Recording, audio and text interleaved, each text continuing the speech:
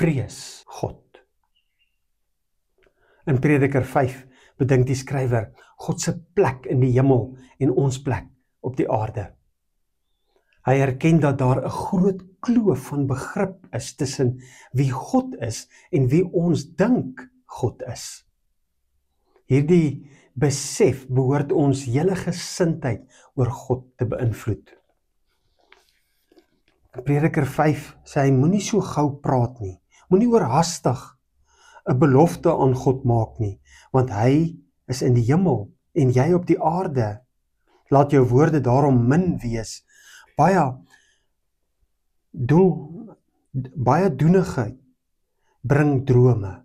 Baie praat lei tot onverstandige woorde. As jy aan God 'n gelofte gedoen het, moet jy nie versuim om dit te betaal nie. Hy hou nie van ligsinnige mense nie. Wat jy beloof het, moet jy betaal. Om na God te kom en na hom te luister beteken egter nie dat ons versuim om ons probleme en ons behoeftes na hom toe te bring nie. Ons doen dit wel, maar ons kom met versigtiging na God toe. Ons moet amper sê, ons is bang om te vra, want dalk kry ons dit. Hy wil hê dat ons dit na hom toe moet kom, dat ons juis ons probleme en behoeftes aan hom moet deel, maar dat ons dit nie oorhaastig sal doen nie. Ons moet eerder erkenning gee, dat hy ons lewens lei, soos Rachel en Lea in Genesis 30, gebruik ons God soms om die nastrewing van ons eie doelwitte te regverdig, eerder as om die wysheid en die leiding van God vir ons lewe te soek.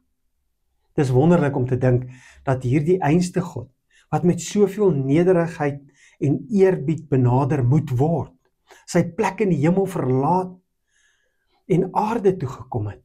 Hierdie God, wat so buite ons eie begrip is, het gekies om by ons te kom woon met sy gees. Die magtige God wat oor die hemel, aarde en die kosmos regeer en wat alle begrip oorskry, het gekies om homself as sondaar, om homself aan sondaars soos ons, soos ek, te kom openbaar. Wat is jou gesindheid teenoor God?